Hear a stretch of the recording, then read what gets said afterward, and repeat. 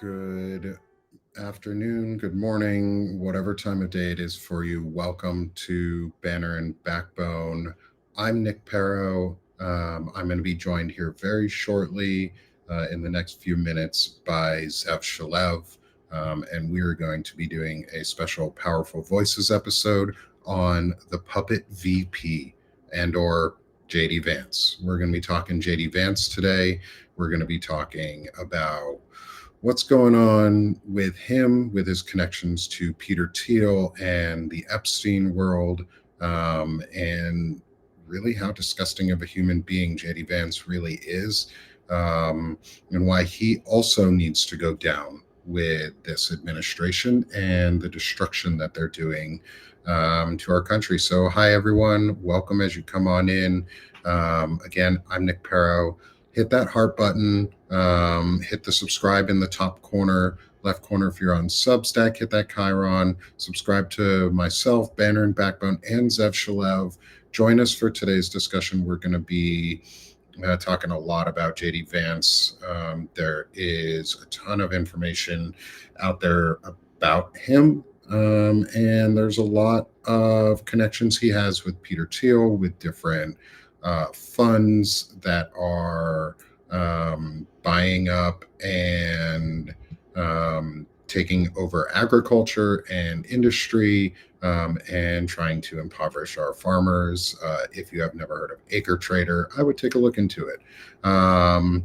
So we're going to be here to talk about JD Vance and all of that connection today. So just getting a little bit of an intro in. Zev will be here in about 5 minutes for us. It's not going to be a terribly long episode today, but we're going to have a good discussion on JD Vance. And I'm just pulling up some notes here around Vance and some of the companies he works in, and some of the areas he's really just like tied himself into, where he's been couched right now. And yes, I'll use that term purposely, where he's been couched at the moment right now so that he can come in and fill the position as the next king, as the next leader, as whatever they want to call themselves, the next fascist prick that wants to take over our country, is JD Vance. And he is pretty much owned, bought, and paid for by Peter Thiel. And we don't really know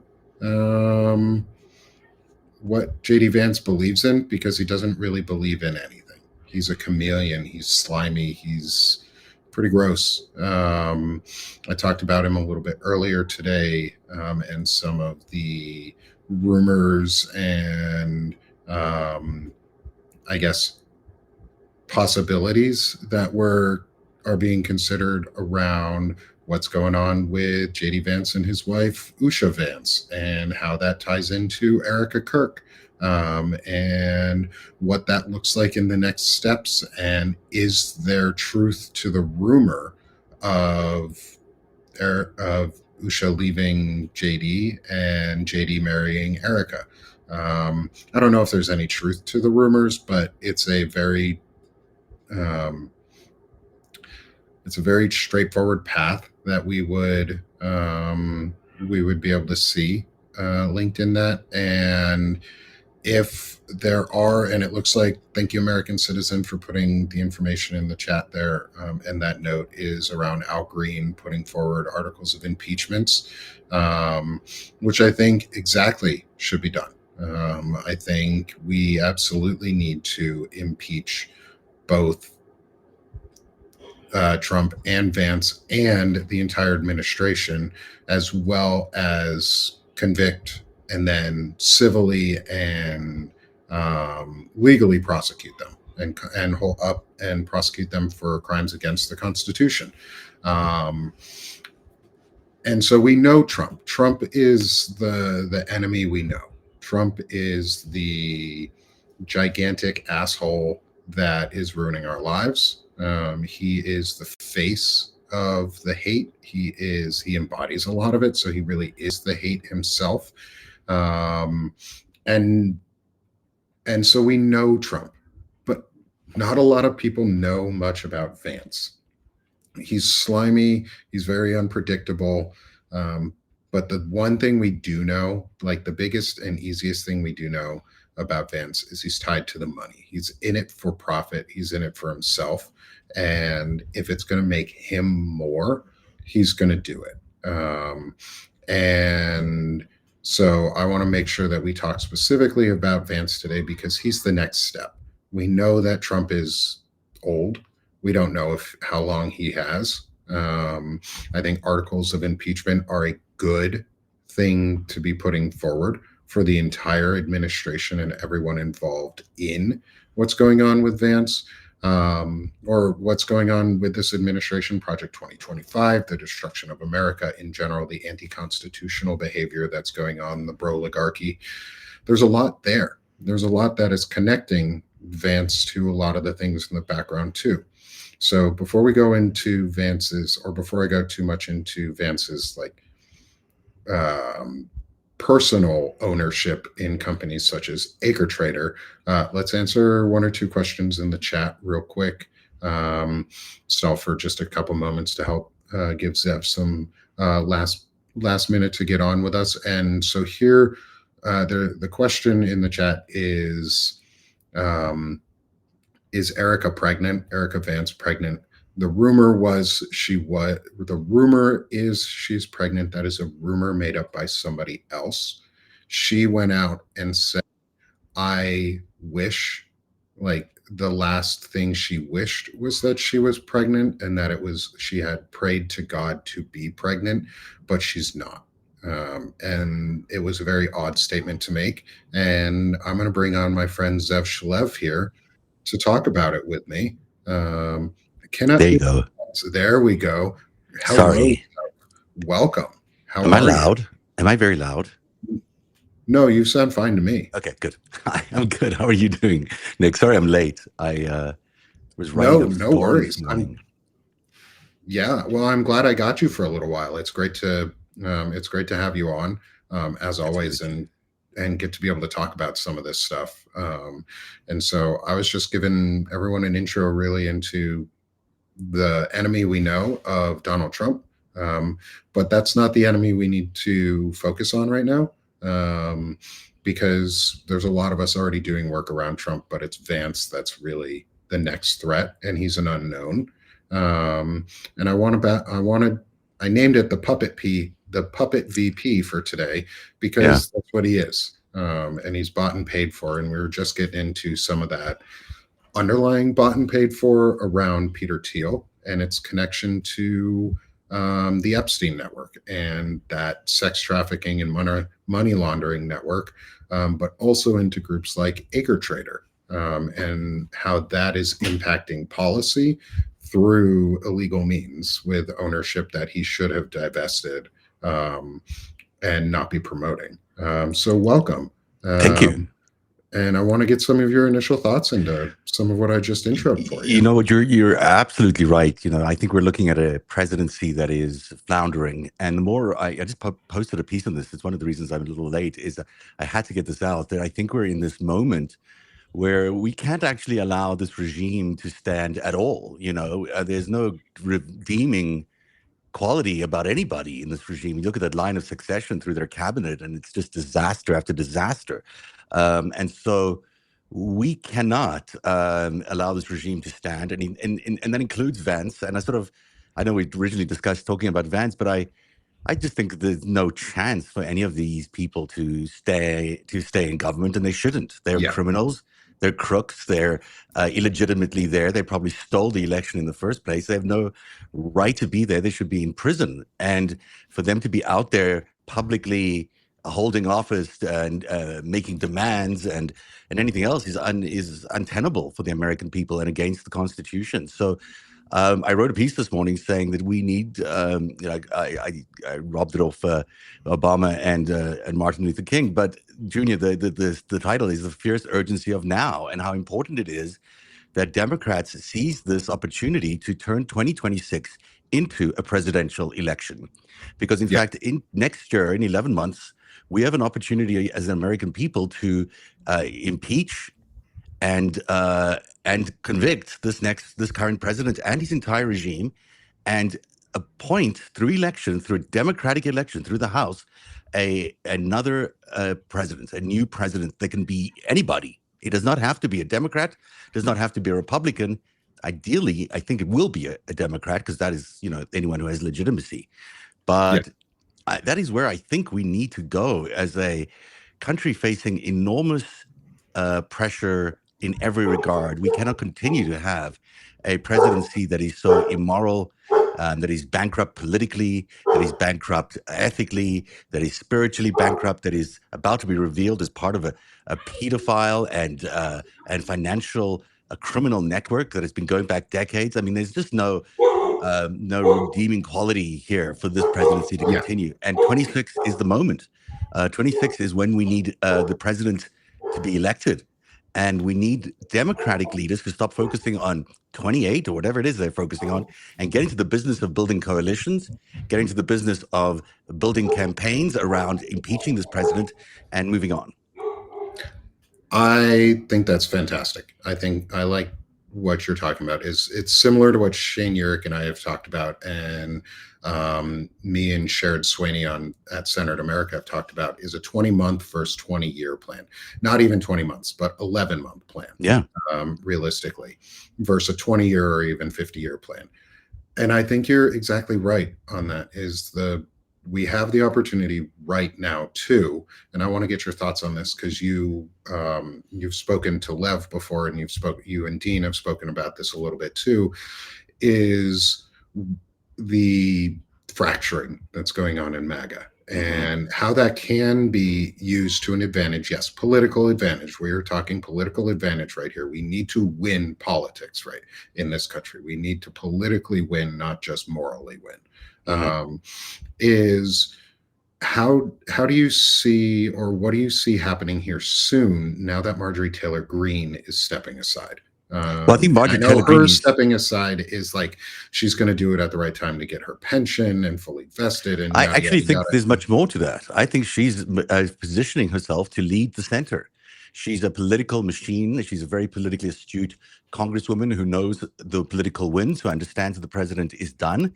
She is positioning herself, and I think a large faction of Republicans, to take the center, and to potentially maintain a Republican leadership in the House, but only from the middle, and still run against the president. And that's a possibility that I think Democrats do not really understand. I think that they're sort of locked into this vision of politics that are just not, they're not practical and not strategic, and not thinking about what the reality of this moment is.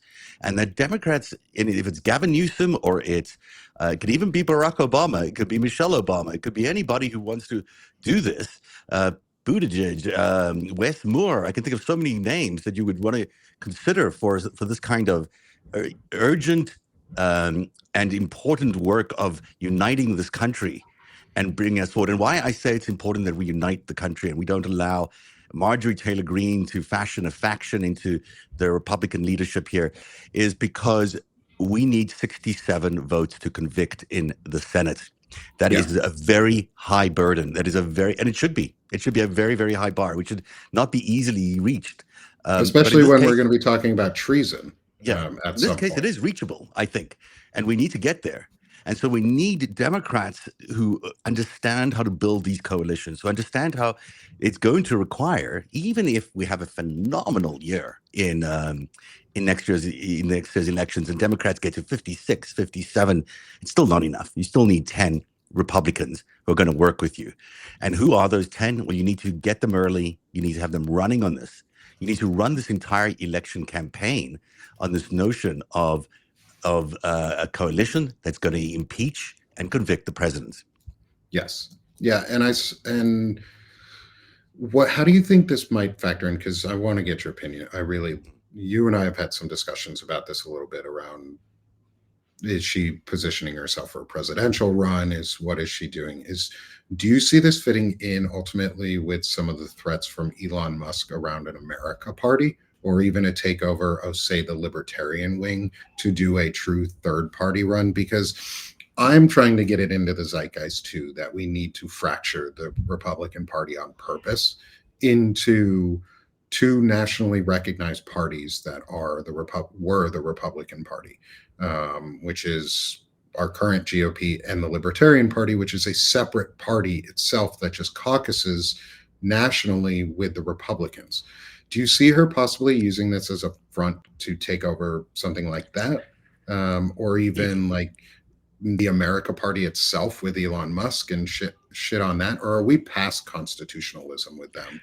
And I think we are at a risk here that these entities, like the Libertarian Party, which is, I haven't looked under the hood enough here, but my belief is that we're looking at a Russian third party supported play here. That it's, the Libertarian wing of the Republicans has lots of roots in the Koch brothers, and their history lies very much with the Russians. So I worry about these existing institutions, and I certainly would never think of Elon Musk should be anywhere near American politics or should be in an American jail. The fact that this man is even considering meddling in another election is beyond belief. I mean, it's clear, I think now, more clear than ever, that what he did in the last round was rig those elections.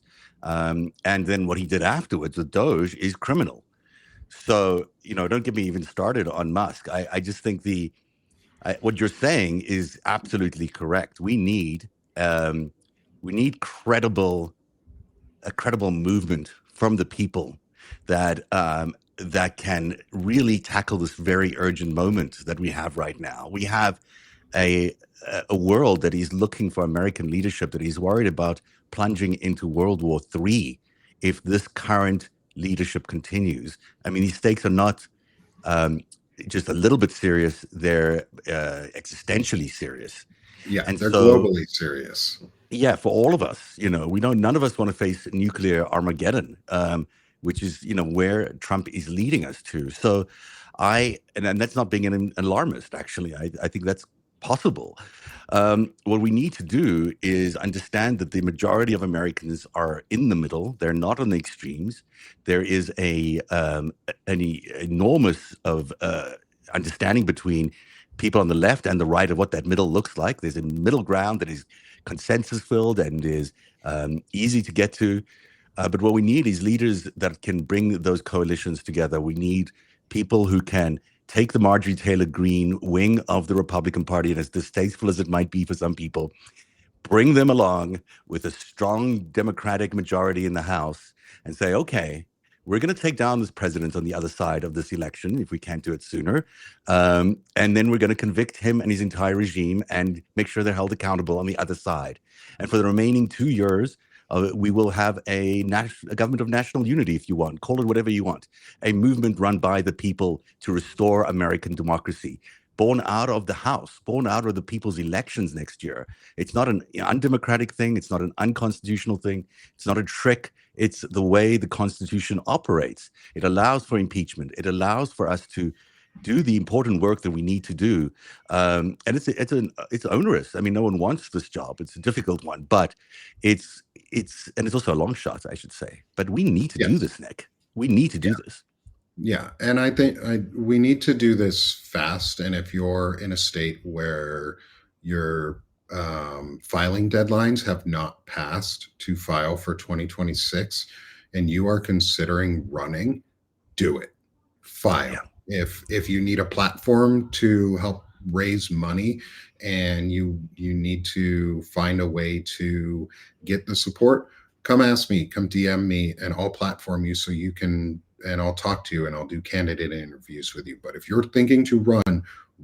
If you're a pro-democracy person, run. You should be running on the Republican ticket too. If you're in a place where the only way you're going to get any form of traction is either being an independent or a Republican and not living under the Democratic name right away, is run for that office anyway.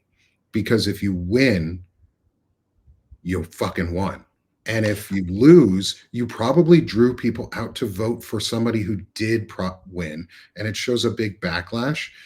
And if we can, in the meantime, force people to resign, and I want your thoughts on this, is what do you think about an effort to continue targeting, say, weak Republicans and forcing whatever the 140 that we keep hearing about that might consider these things?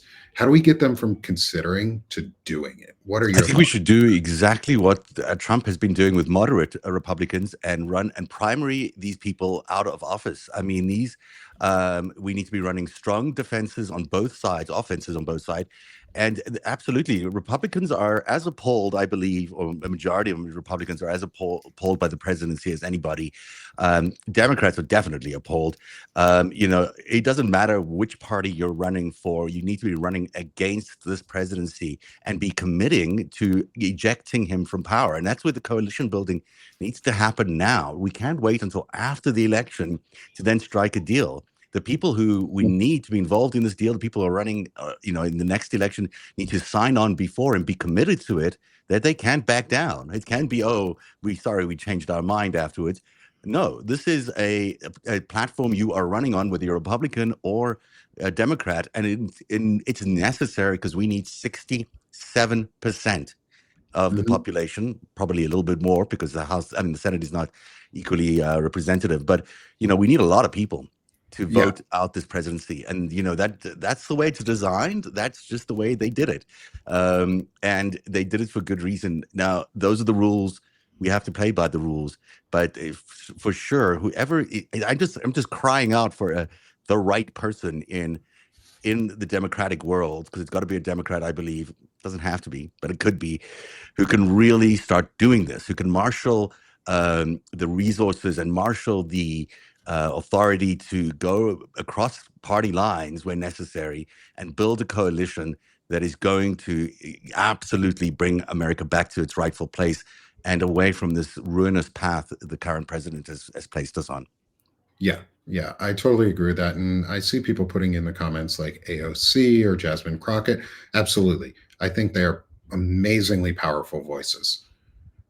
And I think they could do it. I think America could easily just coalesce around somebody like that, because moderate doesn't mean center right. Moderate doesn't mean committing to fascism or fascism light. Moderate and centered values. I talk about this all the time with Centered America.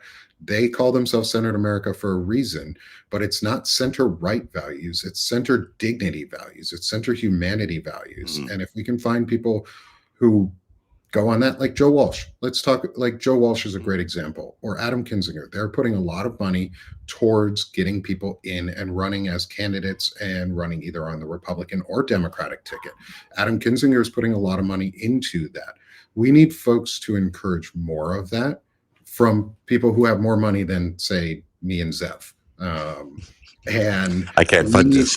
yeah, I can't fund this. But like, we can crowdsource this and we can try Yeah, and get some funding for this, but we can also help make the plan behind the scenes. Like, yeah. that's what we're trying to do. Partly is get not only just a person in place and people in place, because politicians are tools to do the will of the people. They are public servants. They're there to serve the people. And we should be reminding them of that, because they should be afraid of us as voters, not as individuals that we're going to hurt them, but as voters, that we're going to Absolutely. remove them anytime that if they don't do what they said they're going to do. And so we need to talk moderate, or I guess not. We need to talk moderate, but not like, there's got to be a better term for it, because moderate is just feels fascist light when we say it. Yeah, look, I think it's Uh, got to be about unity. I think it's got to be about anti-corruption firstly, and unifying. I mean, there's I don't care the label you use. You have got to be a leader of mhm. distinctive values and ability, one that is able to reach across party lines and build trust amongst everybody involved and build a campaign that everyone can revolve around and be committed to. It can't be someone who is viewed with suspicion. It can be someone who has a history that is questionable. It can't be anyone linked to the Epstein network. It has to be a credible, electable, presidential person. I mean, let's be real about this. We're not going to put someone in that position that is going to fail. What's the point of that? We need someone who is going to rise to the presidency. So that's why I'm saying that 2026 is not just a midterm election. It is a presidential election. It has all the importance of a typical presidential election, and it can, in fact, be the most important presidential election of our time. Yeah. If this happens, and so it may not succeed, and we may have to struggle for another 2 years of Donald Trump. But okay, we'll do that. At least we'll have tried. Yeah. If we don't do this and we don't try to do this, we will fail. And that's not acceptable, I think, to the majority of American people who really cannot take any more of this. And there is a level of frustration and a level of, and so, you ask yourself, is AOC the person? I mean, she's actually a very moderate, whatever label you want to use. She doesn't actually vote in an extreme way. I think she's pretty down middle, if you ask me. Is she the electable right now as president? I don't see it personally. I don't think she has the gravitas for the role and the appeal across the entire country to rise to this position at this time. Other people do, and so is she the right person for now? No, but is she the right person in 2 years from now? Is she the right person in 6 years from now? Probably. She will have earned that responsibility. Right now, I don't see, and I'm speaking purely from a presentation perspective. I just don't see America rallying behind her as the voice of the future the way they did around Obama, which is what really we're talking about, is that kind of magic, that kind of Q factor that, this is a unique individual who, by the way, I said this earlier, can do this again. I know he's got lots of issues and people will criticize it, all the way up and down. On the other hand, I think there is a loophole, if I'm not mistaken, that as the Speaker of the House, he can ascend to the presidency, maybe, I'm not sure, and into a third term. It might be a little tricky, but I think it might be possible. If that's the line of succession. Yeah. Before, tricky, but possible. Never been done, so constitutionally weird, and it would go up to, they would figure it out. They would ram it through so it would work if they tried to do stupid shit like that. Yeah. But I think you're right. We also have to focus on the Speaker of the House and just who that role is supposed to be. Like, who are the leaders all around? Like, does AOC maybe need to be president? Maybe not this term, but she could be Speaker of the House, or should. What I'm saying is the Speaker of the House in the next election is the president. We are electing the next president in the Speaker of the House. Basically. So whoever, and that's really the thing is, if I would love to see it between any powerful Democrat who's actually willing to stand up and do the right things and do it all and live up to the word. If it's AOC, if it's Jasmine Crockett, it doesn't have to be someone in the House. It doesn't have to be. It can be any American around that you want as the majority elect can be the Speaker of the House. So America should not limit itself to the people running for office in Congress. There are enormously good names in Congress that could fill this role, but there are Americans of all stripes who might be good speakers of the House and who might be unifying this country this time. So not to interrupt you, but I think that's great. It's a great point. Is the Speaker doesn't have to be an elected member of the House. The Speaker gets to choose whoever, or the House gets to choose whoever they want as Speaker. They also have to be constitutionally able to then assume the role of president. So they could not pick someone like Zohran Mamdani. He could not legally be Speaker of the House in the long run because line of succession would not allow him to be president. He is not a naturally born citizen.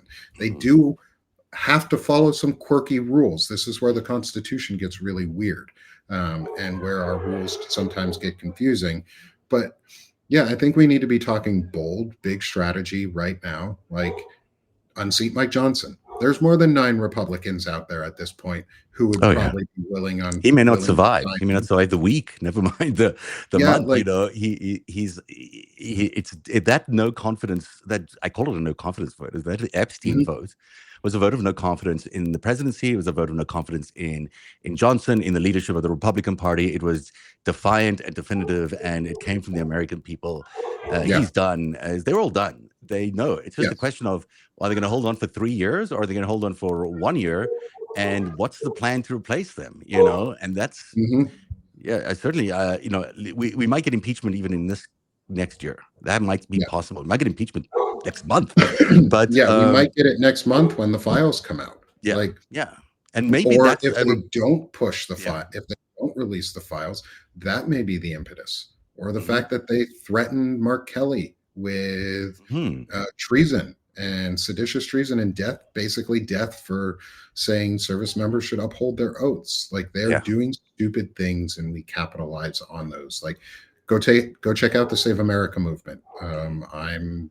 I help record a bit of a video that's on either Substack, YouTube. They're going over social media all right now, and we're pushing back on that. That's what it takes: is normal Americans telling Republicans to resign and unseat Mike Johnson. Like, help us unseat Mike Johnson. Like, put that in the zeitgeist. I would love Yeah, to see you. but do it Maybe sensibly and we could talk strategically. about Because that a little bit. sorry, I didn't mean to interrupt you. No, no, no. Go ahead. Go ahead.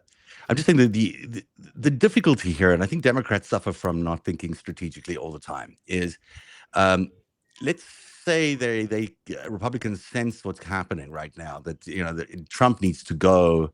They could all lose their power, or they could work quickly right now, as I think they're doing, to Mhm. get a Marjorie Taylor Greene as the Speaker of the House and remove the president, impeach the president before the next congressional elections, and then then she can become president, and then anything can happen. So I think Democrats need to seize this moment, and that's why I called it the fierce urgency of now. This is not one of those things you can decide after the next election, and this is not the kind of thing that you don't go in with a plan. It seems the Republicans have some sort of plan in Marjorie Taylor Greene. They, Mhm. yes, she seems to have been independently removing herself, but she's part of a movement that is well funded inside the Republican Party that has thought this through. They're jettisoning the president, they're jettisoning Johnson, and they're going to try and make a run for it. Where is the Mhm. Democratic response to this thing that's happening? And it's vacant. It's not happening, and Yeah. someone needs to jump into that and start doing something. And if it's not the current leadership, someone on the outside can. There's enough people on the outside who can. And you look at what Newsom did in California with that proposition. Look at the amount of people that showed up because it wasn't against the rules, but they still understood it. They still wanted to make it happen. That is the kind of leadership that we need. Someone who's playing within the rules, but is not playing in tradition, Yeah. who is willing to look at the possibilities and take the shots when they come. This is an open shot. The center is open. The presidency is going to be open. The Speaker of the House is going to be, Speakership of the House is going to be open. We need to take it. Yeah. Yeah. It sees the opportunity to go on offense. Chris Goldsmith says it really well, is on offense. And we have to be on offense for democracy all the time, or flooding the zone for democracy all the time. And I think that's what we do a lot here. And Zev, I don't know how much time you have. Not much, With but I was okay, late, so so I I'm gonna. apologize. Yeah, yeah, yeah. I figured because you said you had about half an hour today. Yeah, So I yeah. want to be able to switch over and let Zev promote himself here too. But I think one of the biggest things about all of this is we are the power. Like, stop asking ourselves and stop asking yourselves what can be done or who's going to do it, and start asking yourself, why am I not doing any of it yet? Why am I not helping? Why am I not working? And why am I not putting out information for democracy? And Nick, things like what Zev is doing with narrative and the greatest heist. And I'm thinking of actually just reading through and do like an audio recording of your greatest heist, because I think it'll be in like a meaningful book. please Uh, do. Yeah, so I'll probably send you something at some point. I'd love to yeah. do an You audio of know, that. what you're saying It's is so absolutely right, Nick. important. It's so important to get this work out there. And so, Zev, I want to hand it over to you to say your final thoughts and sell yourself while we're doing this. Well, I'll say one thing, Nick. It's always a pleasure to talk to you, and you walk the talk, and I just admire everything you do. Um, Look, I'm an American by green card. I am sitting in exile, really, in Toronto. It's not, it's not for me to prescribe um, the future of America, but I'm also an immigrant to America that had to leave America and has not been able to return. And um, I have found myself in a story searching for the truth around Epstein by accident. It turned out to be the most revealing story about America's corruption that has been going on for 5 decades, and I'm trying to unpack it as carefully as I can in this greatest high series that I'm doing. It has completely taken over my life in every in every which way, but it's important for people to understand what has happened to our democracy. That how the country is not living up to its potential right now because it was corrupted about 50 years ago, maybe a little longer, and that corruption has grown into a cancer. It has become the presidency. It has consumed us in so many ways. And mostly it has consumed the American dream. It has taken the future of everyday Americans and their aspirations and their beliefs and values and tarnished them and turned it into, now an existential threat to the existence of this republic. So the greatest heist is that story. I publish it on narrative.org. I'm trying to do it in an accessible way that people can understand from any perspective, because it's the big picture of it is kind of hard to believe. You have to get into the nitty gritty to see that they actually did what they did, and Yeah. this is how they did it. And so I'm trying to unpack that. We're on chapter 3 right now. Otherwise, I do a lot of stuff on narrative.org where I I do news there mostly. I do Epstein investigation. I do Five Stack with Dean and Blundell. I do Trump Tourney Tracker with Olga Lautner. I do a lot of evening conversations with people I enjoy, like you and Ellie last night. We had a great time with Ellie and Leonard last night on Epstein. There's more coming this week that's really interesting and exciting, looking at the elections of the last elections and how they were probably corrupted. But, I could go on forever. But that's just the place where you find me is at narrative.org, narrativ.org. And that's where you can find the greatest heist as well. Thanks, Zev. I appreciate it so much that you come on and you're doing this work.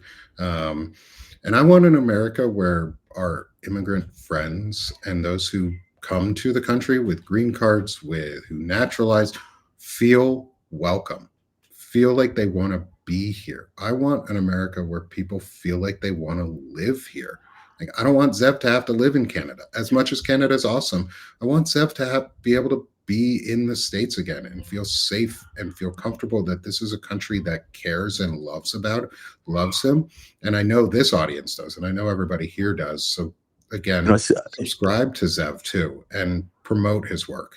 Can I just say something on that? Because, I spent my entire life trying to get to America, not because I wanted a great career, not because I wanted the money, not because of anything. I wanted to live in a country that was free, truly free. And I believe America is the only really free country in the world. And we need to hold on to that as desperately as we can, because a lot of people are just like me around the world, dying to be in America, who want to live the American dream, not because it's prosperity, it is prosperity potentially, but because it is about freedom. And that's the most valuable thing any human being could want. And so that maybe is a good point to leave it on. Thanks, Ev. I appreciate it so much. Thank you, Nick. So glad to have you. And finally, come join us at Banner and Backbone here. Zev, thank you for coming on with me. Thank you for letting me co-host last night with you for Ellie to cross-platform. Thank you for that. Yeah, that was great. Thank you. I appreciate that. That is an open offer anytime you want to be able to do that. I love the collaboration. I think it is great for both of us and getting the message out for everyone. And so come support us. Thank you for all your time. Thank you, everyone who's being here with us.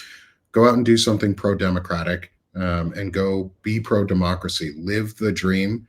spread the message, share, restack, resist, and collaborate. Build those communities strong. And that's what it's about. So, as I've started saying, and our new tagline, because I want to start doing a Tricentennial Action Group, is tag, you're it for democracy. Oh, thanks, everyone. I love that. Cheers, Nick. Thanks, everybody. See you soon. Bye-bye. Have a great day.